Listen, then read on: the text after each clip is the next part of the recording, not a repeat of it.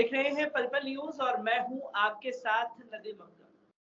देश के 9 राज्यों में जो तस्वीरें देखने को मिली, जहां रामनवमी जुलूस के दौरान मस्जिदों को टारगेट किया गया, मुस्लिम बहन बेटियों के बलात्कार तक की धमकी दी गई और यहाँ तक कि मुस्लिमों के घर को ही टारगेट किया गया।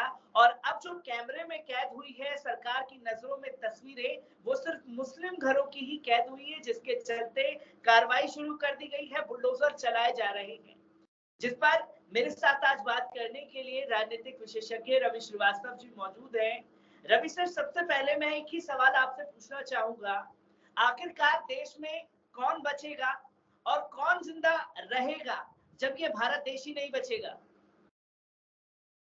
नदीम, देखिए, जिस तरीके से इंसानियत को पिछले कुछ दिनों से तार तार किया जा रहा है, मैं समझता हूं हमारे पास शर्मिंदगी के अलावा और कोई लफ्ज नहीं है।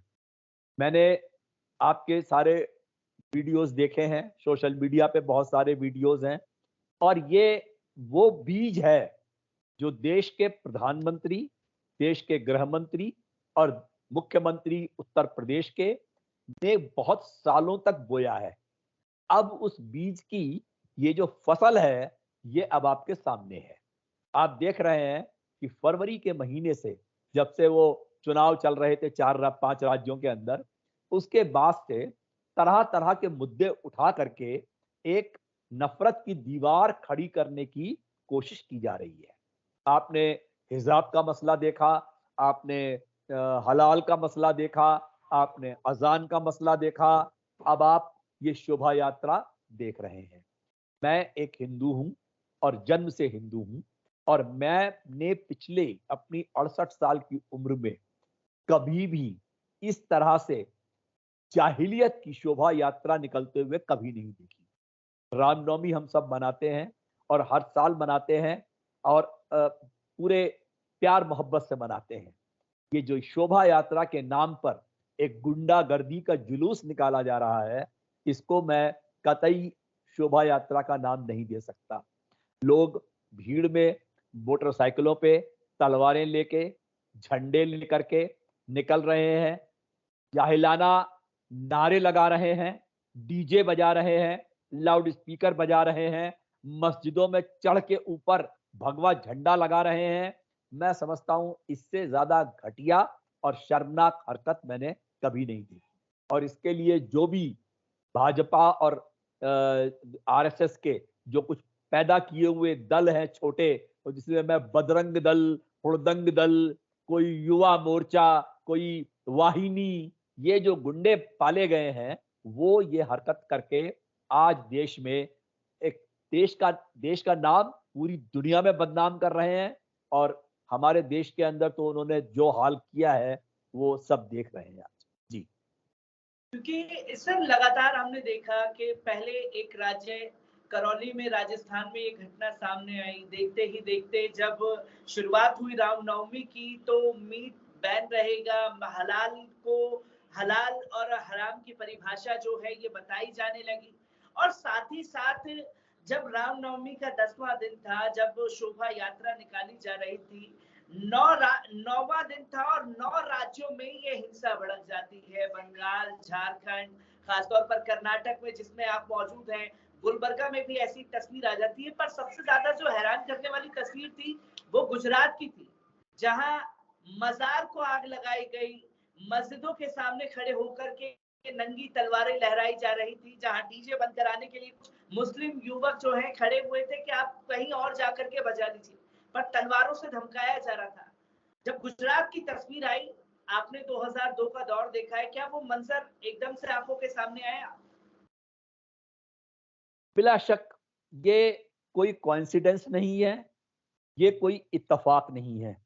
ये सोची समझी साजिश के तहत देश में जो हो रहा है वो आपको दिख रहा है।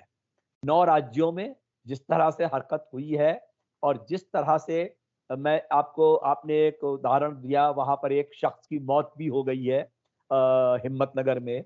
आपको मालूम होगा कि खरगोन और बड़वानी जो मध्य प्रदेश में आते हैं, वहां पर खरगोन में जिस तरीके से एक शख्स का घर बुलडोजर चला करके गिराया जा रहा है और ये कहा जा रहा है कि जो वहाँ के प्रदेश के मुख्यमंत्री हैं और प्रदेश के गृह मंत्री हैं, उनका कहना है कि हम नेस्तनाबूद कर देंगे, हम बुलडोजर चला देंगे, हम बहुत सख्ती से पेश आएंगे, वगैरह वगैरह। मैं समझता हूं कि ये हरकत बिल्कुल ही गलत है। क्यों? कि आज भी देश में संविधान का और न्याय व्यवस्था का राज है। मैं समझता हूं, मैं अपील करता हूं जो जजेस हैं या जो भी न्याय व्यवस्था है वो इसका संज्ञान ले। क्यों? कि आप जज, ज्यूरी, एडवोकेट, एग्जीक्यूशनर, जल्लाद सब कुछ खुद नहीं हो सकते। हर चीज के लिए एक प्रक्रिया है। आप एफआईआर फाइल करते हैं, उस पर केस दर्ज होता है, उसके बाद चार्जशीट फाइल होती है, उसकी इंक्वायरी होती है, उसके बाद अदालत कोई फैसला देती है। और इस तरह से जिसको कहते हैं ना वो इंस्टेंट जस्टिस वाली चीज जो है वो देश में नहीं चलेगी।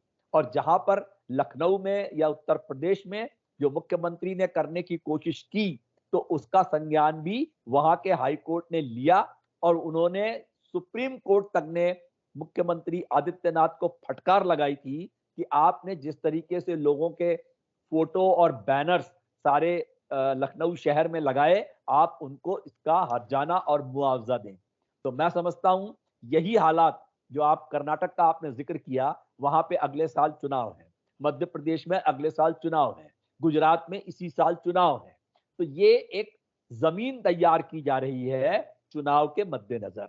यहाँ पर एक शहर में कर्नाटक के एक पूरा फ्रूट वेंडर का पूरा सामान, उसके सारे फ्रूट्स उठा करके फेंक करके उसकी स्टॉल को डिमोलिश कर दिया गया क्योंकि वो किसी हिंदू मंदिर के बाहर उसकी दुकान लगी हुई। ये एक मुबारक पाक महीना चल रहा है रमजान का, जिसमें हिंदू, मुस्लिम और क्रिश्चियंस का भी इसमें फेस्टिवल्स होते हैं।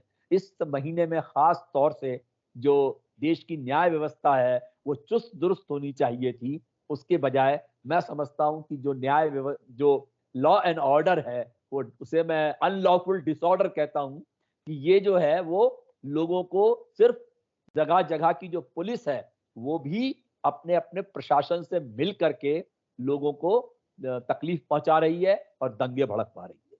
जी सर, पुलिस प्रशासन का जिक्र आपने किया क्योंकि कई जगह पर जो वीडियो सामने आए, पुलिस प्रशासन खुद ही दंगाइयों के साथ पत्थर चलाती हुई गुजरात के हिम्मतनगर में दिखाई दी। तो वहीं मध्य प्रदेश में खरगोन में देखा गया कि जब मस्जिदों के ऊपर पत्थर फेंके जा रहे थे, क्लियर चेहरे जो हैं भगवा ब्रिगेड के दिख रहे हैं, पर अभी तक पुलिस प्रशासन के पास वो वीडियो नहीं पहुंचे और हाथ पर हाथ धर के बैठी हुई है कि एक तरफ आप मुसलमानों को उकसाने की कोशिश करते हैं, उनके घरों पर पत्थर फेंकते हैं और जब प्रतिक्रिया आपको मिलती है तो बुलडोजर लेकर के उन्हीं के घर को नेस्तनाबूद कर दिया जाता है। ये किस तरीके का जुडिशरी सिस्टम हो गया है जहां पर खुद ही जज बन करके सारे फैसले क्या सत्ता में बैठे हुए नुमाइंदे सुनाएंगे आप? मैं आपको एक और हादसे के बारे में बताता हूं। आपने सुना होगा कि हिंदुस्तान की जो सबसे बेहतरीन यूनिवर्सिटी है जिसको जवाहरलाल नेहरू यूनिवर्सिटी कहा जाता है, वहाँ के हॉस्टल के अंदर नवरात्रि के आखिरी दिन लोगों को जबरदस्ती कहा गया कि आज आप यहाँ पे नॉनवेज नहीं बनाएंगे। और इसमें वहाँ के जो वार्डन थे उनकी भी मूक सहमति थी, उन्होंने रिटन ऑर्डर नहीं दिया। और आपने सुना होगा कि वहाँ पर भी एसएफआई और एसडीपीआई और लेफ्ट और एबीवीपी के बीच में बाकायदा एक तरीके की मुठभेड़ हुई और वो किस्सा हुआ वहाँ पे। तो मेरा ये कहना है कि जो पुलिस है वो राज्य के हिसाब से ही अपना काम करती है। वो मूक दर्शक बन जाती है, उसको दिखाई नहीं देता कुछ, और बहुत जगहों पर तो शायद वो दंगाइयों के साथ खड़ी हो जाती है। तो ये जिस तरीके का मैंने आपको बताया कि अलग अलग राज्यों के अंदर जो चल रहा है, यहाँ पर कर्नाटक के अंदर कालबुर्गी के अंदर आपने सुना होगा कि 2 स्टूडेंट्स को किस तरीके से प्रताड़ित किया गया, टॉर्चर किया गया। और और राज्यों के अंदर भी किस तरह लोगों के घरों पे, ठिकानों पे पत्थरबाजी हुई है। और जो ये जुलूस शोभा यात्रा के नाम पर निकलते हैं, इनमें जिस तरीके का हिंसा का एक नंगा नाच किया जाता है, और ऐसे नारे लगाए जाते हैं कि वो टोपी वाला सर झुका के जय श्री राम बोलेगा, इस तरह के नारे लगाए जाते हैं, इस तरह के गाने बजाए जाते हैं लाउड स्पीकर पे, जिसको जो कि अजान पर 65 डेसिबल का कानून लगा हुआ है पूरे देश के अंदर कि आप उससे ज्यादा आवाज नहीं कर सकते। उसको भी, अजान को भी लेकर के बहुत जगहों पर आपने सुना होगा कि पुलिस ने बड़ी कार्रवाई की बहुत जगहों पे। मगर इन जुलूसों पर कोई पाबंदी नहीं है। इनमें वो डीजे चलता है, इनमें वो गाने बजते हैं, तेज आवाज में लाउड स्पीकर बजता है, और खास तौर से मोहल्लों से निकलते वक्त ऐसी हरकतें जानबूझकर की जाती हैं कि जिससे सामने वाला जलील हो। तो मैं समझता हूं कि देश के प्रधानमंत्री, गृह मंत्री को तुरंत आगे आकर के इस बारे में अपना वक्तव्य देना चाहिए, और उन्हें ये कहना चाहिए कि इस तरह की हिंसा बिल्कुल बर्दाश्त नहीं की जाएगी, चाहे वो किसी भी कौम की तरफ से हो। तो ये चीज जो है वो प्रधानमंत्री की तरफ से आनी चाहिए। सर, कहने की बातें कही जा रही हैं, 9 राज्यों में इतनी बड़ी घटनाएं हुई, देश के प्रधानमंत्री की तरफ से एक बयान तक सामने नहीं आया है अभी। बिल्कुल सही कह रहे हैं आप। कैसे आएगा बयान? बयान तो वो लोग देंगे जो उससे अलग हो, जिन्होंने खुद उस चीज के बीज बोए हों, जिन्होंने खुद ये कहा हो कि दंगाई अपने कपड़ों से पहचाने जाते हों, जिन्होंने 80-20 और अब्बा जान, अम्मी जान, शमशान, कब्रिस्तान और जिस तरह की जिन्होंने बातें की हों, आप क्या उम्मीद करते हैं उनसे कि वो इन गुंडों को नकेल डालेंगे या लगाम लगाएंगे या उन्हें किसी तरह से नसीहत देने की कोशिश करेंगे? क्योंकि जब देश के सरपरस्त जो लीडरान हैं, अगर वही इसमें शामिल हैं, तो आप सोच सकते हैं कि पुलिस का भी मनोबल क्या रहेगा। पुलिस भी वही करती है जो राज्य का एडमिनिस्ट्रेशन चाहता है उनसे, और आप नतीजा देख रहे हैं। सर, एक आखिरी सवाल आपसे लेना चाहेंगे, 9 राज्यों की जो तस्वीरें सामने आई, इसका असली मास्टरमाइंड कौन है? देखिए, मुझे ये लगता है कि ये पूरा का पूरा भाजपा और राष्ट्रीय स्वयंसेवक संघ की ही साजिश है। और अभी उन्होंने एक मैंने जो नाम लिए थे, कुछ एक गुंडों की पूरी एक फौज खड़ी कर ली है, और इसके जो मास्टरमाइंड हैं वो इनके दिल्ली में बैठे हुए आका ही हैं। जैसा कि मैंने आपको बताया कि मध्य प्रदेश, कर्नाटक, गुजरात, इन राज्यों के अंदर चुनाव हैं, आगे हिमाचल प्रदेश में भी चुनाव हैं। तो ये उसके लिए एक जमीन तैयार की जा रही है। आपने उत्तर प्रदेश में भी देखा होगा कि इस चुनाव से 1 या 1.5 साल पहले से वहां पर इस तरह से वारदातें शुरू कर दी जाती हैं, ताकि लोगों को पोलराइज किया जा सके, लोगों को हिंदू मुसलमान के नाम पे बांटा जा सके, और लोगों को पोलराइज करके अपना वोट बैंक खड़ा किया जा सके।